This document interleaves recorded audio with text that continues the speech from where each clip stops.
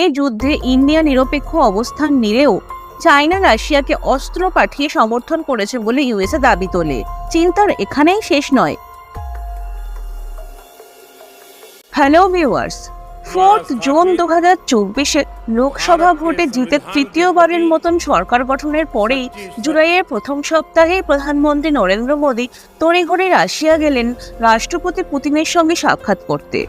Normal trend এরকমই হয়ে এসেছে যে প্রধানমন্ত্রী আগে প্রতিবেশী দেশগুলো ভিজিট করেন, কিন্তু সেই নীতি ভেঙে পিএম মোদী এবার রাশিয়া ছুটলেন কেন, বিশেষ করে যেখানে আন্তর্জাতিক কোর্ট থেকে প্রেসিডেন্ট পুতিনের উপর অ্যারেস্ট ওয়ারেন্টও আছে ইউক্রেন অ্যাটাকের জন্য। প্রশ্নটা এখানেই, সামনে দেখানো অফিসিয়াল এজেন্ডা ছাড়া আসল কি কারণ থাকতে পারে মোদীজির এই রাশিয়া ভিজিটের পেছনে? আসুন আজকের ভিডিওতে একটু জানার চেষ্টা করি।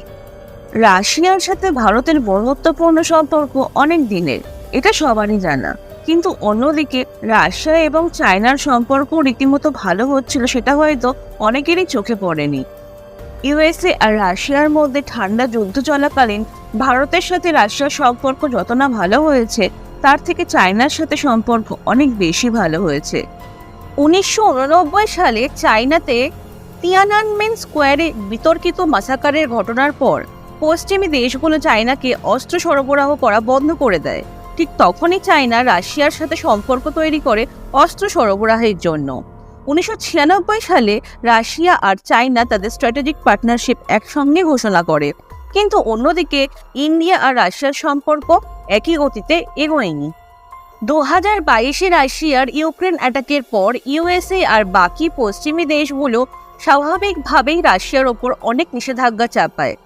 তো স্বাভাবিকভাবেই রাশিয়ার রপ্তানি বেশ ক্ষতিগ্রস্ত হয়, কিন্তু এই যুদ্ধে ইন্ডিয়া নিরপেক্ষ অবস্থান নিলেও চায়না রাশিয়াকে অস্ত্র পাঠিয়ে সমর্থন করেছে বলে ইউএসএ দাবি তোলে।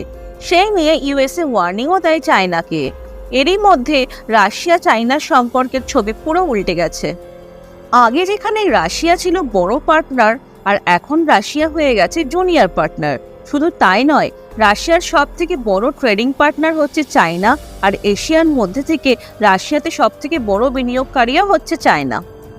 এছাড়াও চায়না রাশিয়া ট্রেডিং এর এক্সচেঞ্জ কারেন্সিও চাইনিজ মুদ্রা ইউয়ান হয়ে গেছে, যার অর্থ ইউয়ানের শক্তি বাড়াচ্ছে। চায়নার সাথে রাশিয়ার এই সম্পর্ক বা চায়নার ওপর রাশিয়ার এই নির্ভরতা ইন্ডিয়ার কপালে ভাঁজ ফেলতে বাধ্য। এর প্রথম কারণ হলো ইন্দো প্যাসিফিক রিজিয়নে ইন্ডিয়ার প্রধান প্রতিপক্ষ চায়না।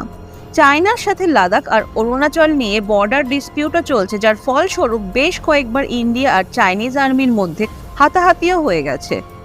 এই অবস্থায় ভারতের অন্যতম সাপোর্টিং সুপার পাওয়ার রাশিয়া চায়নার ওপর নির্ভরশীল হয়ে যাওয়ার অর্থ বর্ডার ডিসপিউটে ইন্ডিয়া নিজেদের পাশে রাশিয়াকে নাও পেতে পারে। চিন্তার এখানেই শেষ নয়। ইন্ডিয়ার প্রধান সামরিক সরঞ্জাম সরবরাহকারী এখনও রাশিয়া। ইন্ডিয়ার 60% সামরিক অস্ত্রশস্ত্র রাশিয়ার। ওদিকে চায়না ও রাশিয়ার সামরিক সরঞ্জাম পেতে শুরু করেছে। তার মানে ইন্ডিয়া চায়না বর্ডারের দুই দিকেই একই ধরনের সামরিক সরঞ্জাম আছে, যেটা ভারতের ন্যাশনাল সিকিউরিটির জন্য একদমই ভালো নয়। যে কারণে ইন্ডিয়াকে তাদের সামরিক সরঞ্জামের জন্য পশ্চিমী দেশগুলোর ওপর ঝুঁকতে হচ্ছে। দ্বিতীয় কারণ হচ্ছে চায়না এবং রাশিয়ার এই বন্ধুত্বপূর্ণ সম্পর্ক ইন্ডিয়ার পররাষ্ট্র নীতিকে আরো জটিল করে তুলছে। ইন্ডিয়ার তেল আমদানির 60% হয় রাশিয়া থেকে, আবার চায়না রাশিয়া মিলিটারি রিলেশনশিপের জন্য ইন্ডিয়াকে পশ্চিমী দেশগুলোর ওপর ভরসা করতে হচ্ছে মিলিটারি সাপ্লাইয়ের জন্য। ভিডিওতে এগোনোর আগে সবাইকে বলবো যে আপনারা অনেকেই আমাদের ভিডিও তো দেখেন, কিন্তু সাবস্ক্রাইব বাটনটাই ক্লিক করতে ভুলে যান। এটা আপনাদের জন্য হয়তো ফ্রি, কিন্তু আমাদের জন্য খুবই উৎসাহের কারণ। তাই সাবস্ক্রাইব করে আমাদের পাশে থাকুন। আর পুরো ভিডিও দেখে যদি আপনাদের মনে হয় যে আপনারা এই ভিডিও থেকে কিছু জানতে বা শিখতে পেরেছেন, তাহলে অবশ্যই ভিডিওটা লাইক করবেন আর কমেন্ট করে আপনাদের মতামত দেবেন, আর বেশি বেশি করে ভিডিওটা সবার মধ্যে শেয়ার করে দেবেন। ইন্ডিয়া একদিকে এসসিও অর্থাৎ সাংঘাই কোঅপারেশন অর্গানাইজেশনের মেম্বার, যেটা কিনা ইউরেশিয়ার প্রিমিয়ার সিকিউরিটি অর্গানাইজেশন। আবার অন্যদিকে ইন্ডিয়া কোয়াডেরও এনথুসিয়াস্টিক মেম্বার। কোয়াড হচ্ছে ইউএসএর নেতৃত্বে ইন্দো প্যাসিফিক ইনিশিয়েটিভস নিয়ে 4টি দেশের এক কমিটি: ইউএসএ, জাপান, অস্ট্রেলিয়া আর ইন্ডিয়া। মোদিজির এই রাশিয়া ভ্রমণ নিয়ে ইউএসএ অলরেডি উদ্বেগ প্রকাশ করেছে। ইউএসএ অফিসিয়ালি রিকোয়েস্ট করেছে ইন্ডিয়াকে যাতে ইন্ডিয়া ইউনাইটেড নেশনসের নিষেধাজ্ঞা আর ইউক্রেনের ইন্টিগ্রিটি বিঘ্নিত না করে ইন্ডিয়া রাশিয়া সম্পর্কের জন্য।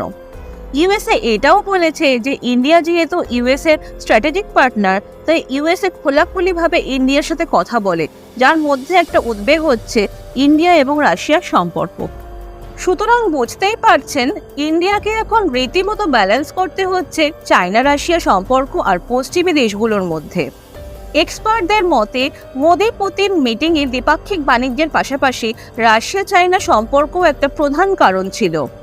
ইন্ডিয়া রাশিয়া ট্রেডে $60 বিলিয়ন ইন্ডিয়া আমদানি করে রাশিয়ার থেকে, আর ইন্ডিয়া রপ্তানি করে মাত্র $4 বিলিয়ন।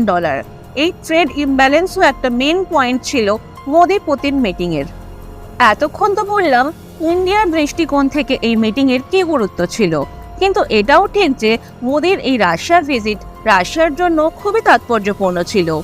ইউক্রেন অ্যাটাকের পর থেকেই যেভাবে রাশিয়ার ওপর নিষেধাজ্ঞা চাপানো হয়েছে, তাতে রাশিয়া যে একটু ব্যাকফুটে চলে গেছে তা বলাই বাহুল্য। চায়নার ওপর রাশিয়া রীতিমতো নির্ভরশীল হয়ে পড়েছে। রাশিয়া যে এখনো সুপার পাওয়ার আছে বা পুরোপুরি চায়নার ওপর নির্ভরশীল হয়ে যায়নি, সেটা দেখানোর জন্য পুতিন ভিয়েতনাম আর নর্থ কোরিয়াও ভিজিট করে এসেছে। এই অবস্থায় নরেন্দ্র মোদীর রাশিয়া ভিজিটের অর্থ হলো রাশিয়ার পায়ের নিচে মাটি পাওয়া গ্লোবাল সুপার পাওয়ার হিসেবে, আর চায়নাকেও ইনডাইরেক্টলি বোঝানো যে রাশিয়া এখনো কমজোরি হয়ে যায়নি।